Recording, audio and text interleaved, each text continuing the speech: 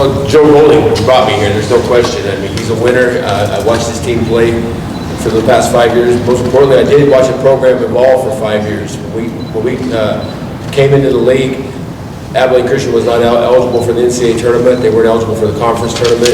And we inherited the best job in the Southland, and a job that had been dominant, that Brad Underwood had developed. And Joe took a bunch of kids and developed them and stuck with them, and I watched his kids improve each and every year. And then I watched that program evolve, and I watched him evolve as a basketball coach, and into where they were the dominant program in the league last year. We had some great battles, but the biggest thing that I saw was he took a offensive defensive philosophy very similar to what we were trying to do at Stephen F. Austin, and what we had done with Coach Gillespie at the places I've worked with him.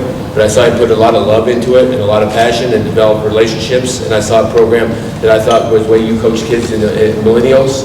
And I thought it gave me a chance to learn at my age and give me a chance to finish my career doing it his way. So that was the number one thing. And the second thing, and it's the honest thing, is I've always wanted to coach at UTEP. I had different, I thought I was coming two or three different other times.